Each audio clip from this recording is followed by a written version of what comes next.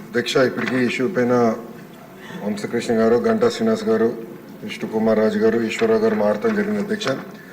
అధ్యక్ష, రాష్ట్ర విభజన తర్వాత 2014లో చంద్రబాబు నాయుడు గారి నాయకత్వంలో ఒకే రాష్ట్రం ఒకే రాజధాని కానీ అభివృద్ధి వికేంద్రీకరణ జరగాలి, రాజధాని ప్రకటించేటప్పుడు చాలా స్పష్టంగా ఐటీ మొత్తం విశాఖపట్నం తీసుకొస్తామని ఆనాడు ఆయన చెప్తాం జరిగింది.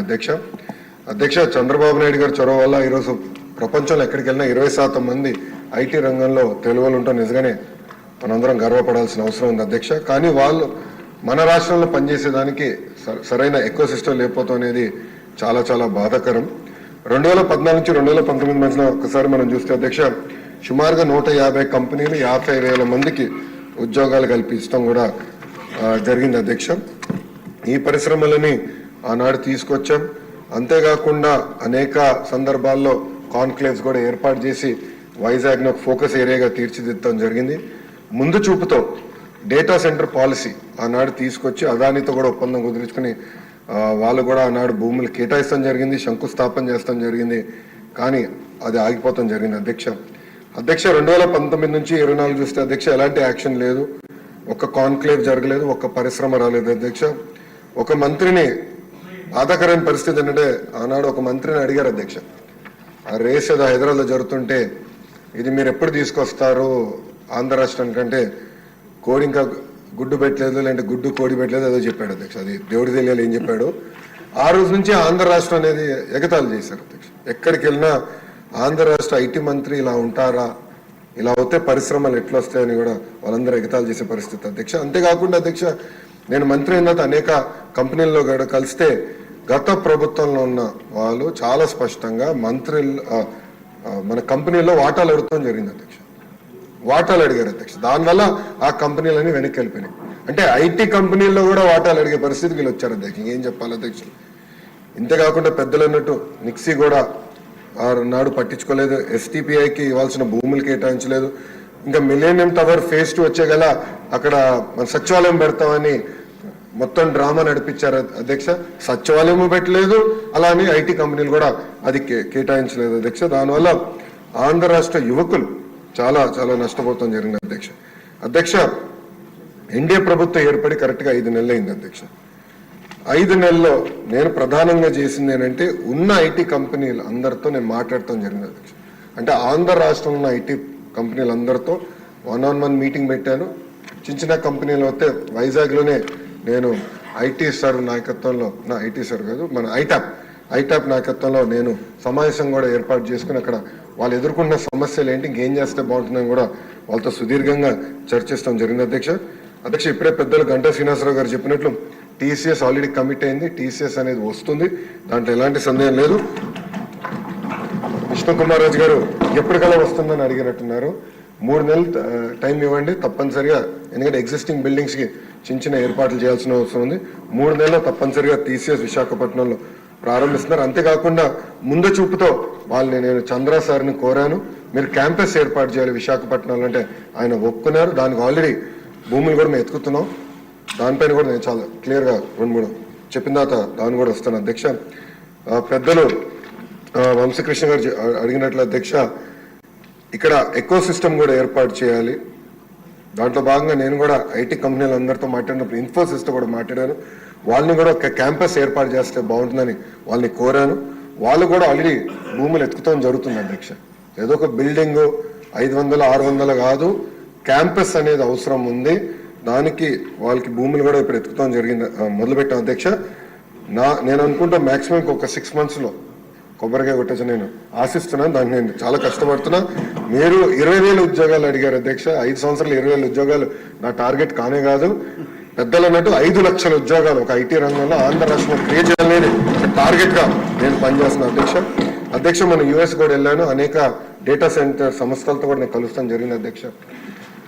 ఒకసారి చూస్తే 2019 నుంచి 24 వరకు గత ప్రభుత్వం దీనిపైన ఎలాంటి ఫోకస్ పెట్టక డేటా సెంటర్ ఎకో సిస్టమ్ అటుపక్క విశాఖపట్నంలో, క్షమించాలి, అటుపక్క ముంబైలో, ఇంకో పక్కన తమిళనాడులో, అదేవిధంగా తెలంగాణలో వస్తాం జరిగింది అధ్యక్ష. అదే కానీ మనం కానీ ఆనాడు తీసుకొచ్చిన పాలసీ ముందలు తీసుకెళ్ళి ఉంటే Visakhapatnam data centre capital of the world అయ్యేది అధ్యక్ష. అధ్యక్ష మనం చూస్తే డేటా సెంటర్స్లో ప్రపంచవ్యాప్తంగా ప్రతి సంవత్సరం $300 బిలియన్ $300 బిలియన్ ఖర్చు పెట్టిపోతున్నారు అధ్యక్ష ప్రతి సంవత్సరం. నా లక్ష్యం $100 బిలియన్ భారతదేశానికి రావాలి, దాంట్లో ఎక్కువ శాతం ఆంధ్ర రాష్ట్రానికి రావాలనేది నా లక్ష్యం అధ్యక్ష. దాంట్లో నేను అందరినీ కలిసాను అధ్యక్ష. అంటే కొన్ని కంపెనీ పేర్లు నేను వెల్లడించలేను, ఎందుకంటే ఎన్డీఏ నేను వాళ్ళతో సైన్ చేశాను కనుక. వాళ్ళతో చర్చించినప్పుడు 2-3 రిక్వెస్ట్లు ఉన్నాయి, ఎస్పెషల్లీ డేటా సెక్యూరిటీ, అదేవిధంగా టాక్సేషన్, డేటా ఎంబసీస్ విషయంలో. విష్ణు కుమార్ రాజు గారు బీజేపీ నుంచి కూడా ఉన్నారు కనుక ఇక్కడ నేను ఆల్రెడీ ఢిల్లీలో ఉన్న పెద్దలతో నేను చర్చిస్తున్నాను సార్. అది పాలసీ ఒక ఫ్రేమ్వర్క్ అనేది ఏర్పాటు చేయాల్సిన అవసరం ఉంది. తద్వారా పెద్ద ఎత్తున పెట్టుబడులు కేవలం ఆంధ్ర రాష్ట్రంగా భారతదేశానికి వచ్చేదానికి అవకాశం ఉంది. అది ఆల్రెడీ మేము చర్చలో ఉన్నాం అధ్యక్ష. అధ్యక్ష వంశకృష్ణ గారు అడిగినట్టు ఒక సోషల్ ఎకో సిస్టమ్ అనేది చాలా చాలా అవసరం అధ్యక్ష. దాంట్లో ఎయిర్పోర్ట్ ఒక భాగం. భోగాపురం ఎయిర్పోర్ట్ విషయంలో చంద్రబాబు నాయుడు గారు ఇప్పటికీ చాలా స్పీడ్గా పనులన్నీ పరిగెత్తిస్తున్నారు అధ్యక్ష. అంతేకాకుండా భారతదేశంలోనే అతిపెద్ద కన్వెన్షన్ సెంటర్ కూడా ఏర్పాటు చేసే దిశగా మన ప్రభుత్వం పనిచేస్తున్న అధ్యక్ష. అది విశాఖపట్నానికి వస్తుంది అధ్యక్ష. అంతేకాకుండా ఎయిర్పోర్ట్స్ క్షమించాలి హోటల్స్ కూడా అధ్యక్ష. అది నా డిపార్ట్మెంట్ కాకపోయినా దుర్గేష్ గారు డిపార్ట్మెంట్ అది, కానీ అది ఎకనామిక్ డెవలప్మెంట్ బోర్డు కింద ఈ ఎకో సిస్టమ్ ఏర్పాటు చేయాలంటే పెద్ద ఎత్తున హోటల్స్ రావాలి విశాఖపట్నానికి. వేలాది హోటల్స్ రావాలి అధ్యక్ష, 10 కాదు వేలాది హోటల్స్ వస్తేనే ఆ ఎకో సిస్టమ్ ఏర్పడుతుంది. దానికి నిన్నే పాలసీ కూడా టూరిజం పాలసీ కింద టూరిజాన్ని ఇండస్ట్రీగా గుర్తించే విధంగా చంద్రబాబు నాయుడు గారి నాయకత్వంలో నిన్న కేబినెట్ కూడా ఆమోదం తెలిపింది అధ్యక్ష. దాంట్లో భాగంగా హోటల్స్ కూడా పెద్ద ఎత్తున విశాఖపట్నానికి తీసుకొస్తాం, కనెక్టివిటీ కూడా ఏర్పాటు చేస్తాం, కన్వెన్షన్ సెంటర్ కూడా తీసుకొస్తాం. ఇది ఒక భాగం. ఇంకొకటి పెద్దలు అన్నట్టు ఐటీలో ఉన్న టాప్ 100 కంపెనీస్, టాప్ 20 కాదు, టాప్ 10 కాదు, టాప్ 100 కంపెనీస్ ఆల్రెడీ నేను ఇనిషియల్ డిస్కషన్ స్టార్ట్ చేస్తాను జరిగిన అధ్యక్ష. నేను అనుకుంటాం అది గ్యారంటీగా జయప్రదం అవుతుంది. వాళ్ళందరినీ విశాఖపట్నం తీసుకొచ్చే బాధ్యత నేను తీసుకుంటాను మొదటిది. రెండోది ప్రపంచంలో ఉన్న ఫార్చ్యూన్ 500 కంపెనీస్ అన్ని జీసీసీస్ అంటే గ్లోబల్ డెలివరీ సెంటర్స్ కూడా వాళ్ళు ఏర్పాటు చేయాలని ఒక లక్ష్యంగా వాళ్ళు కూడా వర్కౌట్ చేస్తున్నారు. దాని కొత్త పాలసీ తీసుకురావాల్సిన అవసరం ఉంది అధ్యక్ష. అది వచ్చే నెలలో ఆ పాలసీ కూడా మేము తీసుకొస్తాం. ఇంతేకాకుండా రియల్ ఎస్టేట్ డెవలపర్స్తో కూడా నేను ఇప్పటికీ జూమ్ కాల్స్ పెట్టుకున్నాను, 1-on-1 మీటింగ్స్ కూడా పెట్టాను అధ్యక్ష. పెద్ద ఎత్తున రియల్ ఎస్టేట్ డెవలపర్స్ కూడా తీసుకురావాలి అధ్యక్ష. ఎందుకంటే విశాఖపట్నంలో గ్రేడ్ ఏ ఆఫీస్ స్పేస్ అనేది లేదు అధ్యక్ష. ఈ పెద్ద పెద్ద కంపెనీలు వచ్చినప్పుడు గ్రేడ్ ఏ ఆఫీస్ స్పేస్ రావాలి. వాళ్ళకు ఆ కంపెనీలో పనిచేస్తున్న ఉద్యోగస్తులకి మళ్ళీ హౌసింగ్ సోషల్ ఎకో సిస్టమ్ కూడా కావాల్సిన అవసరం ఉంది. వాళ్ళందరితో కూడా నేను చర్చిస్తాం జరుగుతుంది అధ్యక్ష. త్వరలోనే ఆ అనౌన్స్మెంట్స్ కూడా రాబోతున్నాయని మీ ద్వారా సభకి నేను తెలుపుతున్నా అధ్యక్ష. అంతేకాకుండా డేటా సెంటర్ పాలసీ కూడా దానిపైన ఒక స్టేట్మెంట్ ఉంది అధ్యక్ష. గౌరవ డిప్యూటీ స్పీకర్ గారు టీ బ్రేక్ ఇస్తే టీ బ్రేక్ తర్వాత అది ఉంది, స్టేట్మెంట్ ఉంది. దాంట్లో చాలా డీటెయిల్గా అది కూడా నేను ఎక్స్ప్లెయిన్ చేస్తాను. అంటే పాలసీస్ ఒక పక్కన, అవుట్ రీచ్ ఒక పక్కన, సోషల్ ఎకో సిస్టమ్, ఇదంతా మేము ఒక సమగ్ర యాక్షన్ ప్లాన్ అనేది మేము తయారు చేస్తాం జరిగిన అధ్యక్ష. విష్ణు కుమార్ రాజు గారు, గంటా శ్రీనివాస్ గారు పెండింగ్ ఇన్సెంటివ్స్ గురించి చెప్పారు అధ్యక్ష. అధ్యక్ష నేను బడ్జెట్ కోసం నేను వెయిట్ చేస్తా ఉన్నాను. బడ్జెట్లో 500 కోట్ల రూపాయలు పెండింగ్ ఇన్సెంటివ్స్ క్లియర్ చేసేదానికే ఐటీ ఎలక్ట్రానిక్స్కి కేశవ్ గారు కూడా కేటాయిస్తాం జరిగింది. అది అసెంబ్లీ సెషన్లో అయిన తర్వాత తప్పనిసరిగా ఇన్సెంటివ్స్ అని ఆ కంపెనీస్కి అందించే బాధ్యత మేము తీసుకుంటాం అధ్యక్ష. దాంట్లో ఎలాంటి సందేహం లేదు. చివరికి అధ్యక్ష నేను చంద్ర గారిని కలిసినప్పుడు అడిగాను ఆయన సలహా ఏంటి నాకని. ఆయన ఒక మాట అన్నారు అధ్యక్ష, ఇప్పుడు కంపెనీస్ అందరు కూడా $5 బిలియన్, $10 బిలియన్, $15 బిలియన్ పెట్టుబడి పెడుతున్నారు. ఒక నెల డిలే అయినా, ఒక 3 నెలలు డిలే అయినా మా బిజినెస్ ప్లాన్ మొత్తం తారుమారు అవుతుంది. So speed of doing business మీద మీరు డెలివరీ చేయండి, తప్పనిసరిగా అందరూ ఆంధ్ర రాష్ట్రానికి వస్తారు అని చాలా స్పష్టంగా ఆయన కూడా నాకు చెప్తాం జరిగింది అధ్యక్ష. తప్పనిసరిగా ఈజ్ ఆఫ్ డూయింగ్ బిజినెస్ కాదు, స్పీడ్ ఆఫ్ డూయింగ్ బిజినెస్ పైన మేము ఫోకస్ చేస్తున్నాం అధ్యక్ష. అధ్యక్ష ఈరోజు నేను గర్వంగా చెప్తున్నా, కంపెనీల వెనకాల నేను పరిగెడుతున్నా అధ్యక్ష. ఒక డేటా సెంటర్ కంపెనీ వాళ్ళు వచ్చారు, మన స్పీడ్ చూసి ఇంకా పెద్ద ప్లాన్ తీసుకొస్తానంటే నేను ఫోన్ చేసి ఇంకా మీరు ఎందుకు రావట్లేదని ప్రతి వారం నేను ఫాలోఅప్ చేస్తున్నాను అధ్యక్ష. అధ్యక్ష మొన్న కూడా మీరు చూసారు, రిలయన్స్ అనౌన్స్ చేసింది మన గ్రీన్ బయో ఫ్యూల్స్కి.